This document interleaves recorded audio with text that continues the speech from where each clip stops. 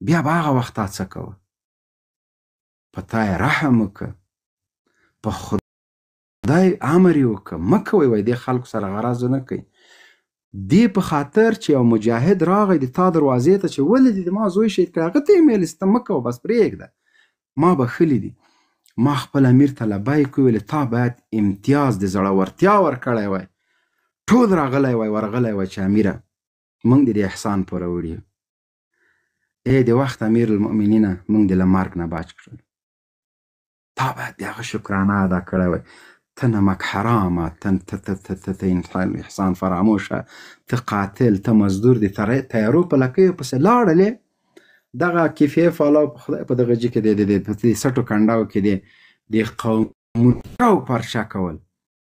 دغه خلیفه صاحب ورته چې نه مه کوئ چې امیر امر کړی دی چې چا سره کارونه لرئ ګناهګارېږئ خونې در له غاړه کېږي عذاب ده. هو دا شی دغلته د هغه ته لایف روان سات.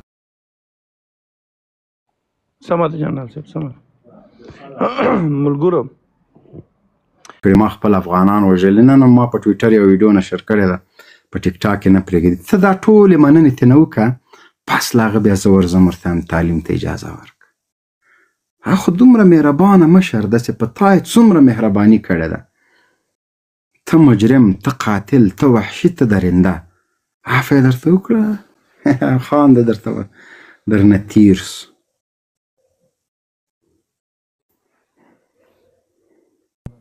وکړه ته د هغو د وژنې لپاره جنرال صاحب محترمه امریکا یو ټویټ وکړو چې موږ هغه نیسو او د سترې محکمې حوال دوی دلته ډولونه او سازونه غږول. تابع وروره مهرباني مایک مو خلاص کړئ. سلامونه ټولو ته کور ودان چې زم سیال وګڼلم د خپل مجلس.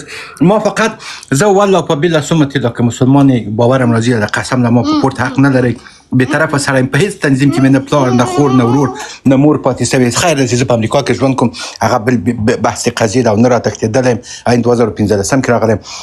فقط ما والله په بالله څومره ته زړه مې خوږېږي په تاسې په د خلکو چې دا بحثونه کېږي دا کرکه چې ورځ تر بلې ډېرېږي او دغه پروپاګنډا چې د ورځ تر بلې لمن ورته وهل کېږي.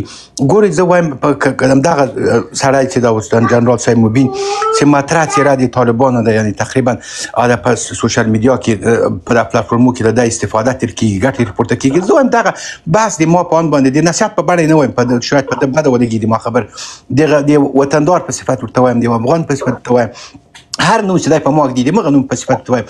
نو تر څو به دغه ناخوالې وي تر څو به کرکه وي تر څو به ویره وي تر څو به موږ یو بل نفی کوو دغه جګړه د موږ نه وه قسم په خدای سره د باندنۍ جګړه وه. موږ دیوالونه مات کړل موږ دروازه ماته کړله موږ اجازه ورکړه چې دا دیګ هم بې سرپوښه سي په موږ کې خلک چمچه ووهي او افغانستان په بېلابېلو نومو سره ویشي.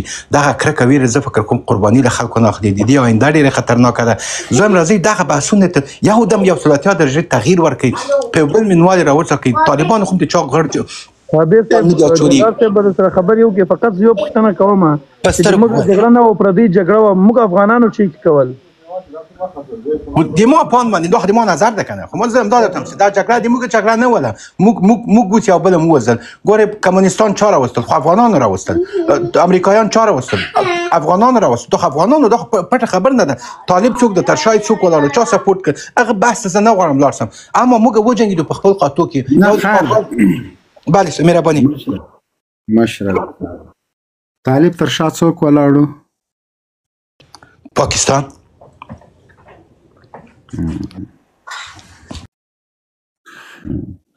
طالب مخکې راغی که د جمهوریت طالب جمهوریت ړنګ که جمهوریت طالب ړنګ زه ګوره جنرال صاحب زه په بل نظر یم. زه فکر نه کوم چې موږ یو هم نه ړنګ کړي په خاطر د چې ګوره ښه بحث ته غوږ ونیسه.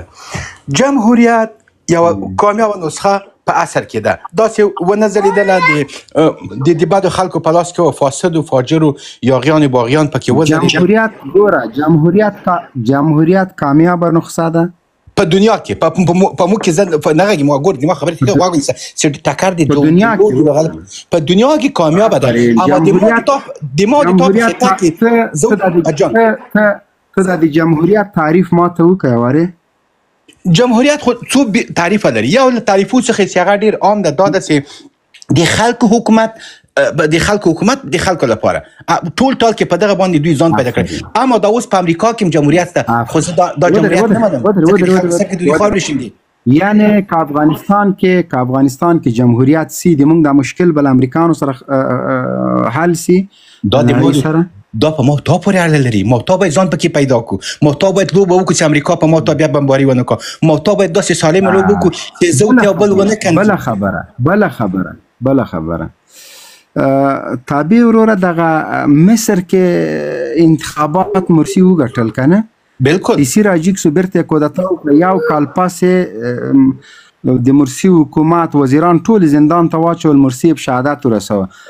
دلته امریکا ولې د مرسی ته سیسی ته ونه ویل چې د جمهوریت دی ولې ړنګ کړ؟ زه در سره همنظره یم. دغه درد ما د تا یو شی ده ګوره کنه، خو تی له بلې کوڅې راځي، زه له بلې کوڅې نه. ما تا مرسی څه کوو؟ ما تا باید خپل غم وزاړو.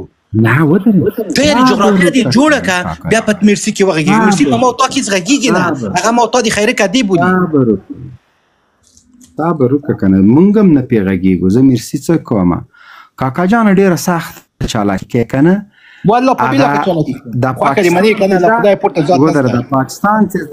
پاکستان څه ده 40 کاله موږ ته په شاتو کې زهر راکړي دي. اما په لوبه ته اوس موږ سره کې راځي ودرېږه راځي. والله جنرال صاحب ډېر ښه سړی دی، عزت سړی دا د هغه تر کله به موږ یو ګوره ما د تا په کور پنجاپی نه ده راوستی، ته وایې پاکستان حمایه کولې، ما د تا په کور پنجاپی نه ده راوستی، د تا انګړ ته مې نه ده راوستی، د تا ورور، د تا خور، د تا کور دا مې پې نه دي بمبار کړي. صحیح ده؟ خو تا روسای زما کور ته راوسته، امریکایي دې راوسته، فرانسوی دې ټوله نړۍ افغانستان خپله مورم بولې، په دې مور باندې د ټوله نړۍ واچوله. نه د ما عزت ته وکته، نه د دین ته وکته، نه د مقدسات ته وکته، نه د مدرسو ته وکته. په قندوز کې مدرسه بمبار سو، تاسو چغې ویلې چې دا د پاکستان جنرالانو. زه د ښه پېژنم، زه چې د یو چا غږ واورم 20 کاله وروسته یم چې غږ واورم زه یې پېژنم چې دا څوک ده. په دې تیرو 40 کلونو کې تا نه د روس جنایت وغنده، نه د امریکانو. اوس هم لابي ورته کوې. ته ما د پاکستان سړی بولې، ته وایې طالبان پاکستان حمایه کوه کنه. یاسر څه شو؟ د طالبانو د وخت دفاع وزیر عبیدالله څه سو؟ ملا ضعیف چا امریکانو ته وسپاره؟ سلګونه طالب مشران تر ننه پورې چې غیب دي و امریکانو پاکستان کې. دا چا وکړه؟ دا څنګه پاکستان ده چې هم زما حمایه کوي، هم مې زندان ته بیایي، هم مې ورور. ډېر طالب مشران اوس هم ژوندي دي. قسم په خدای ماته یو طالب مشر ما په خوب لیدلی مخکې له دې چې دی له بندیخانې راخوش سي، د دغه پاکستان په وحشي و درنده صفته زندانو کې د 4 کاله تیر کړل. ما په خوب لیده، سبا ته چې ګورم ما ته مې اوکې ټلیفون وکړ، وایي پلانکی راخوش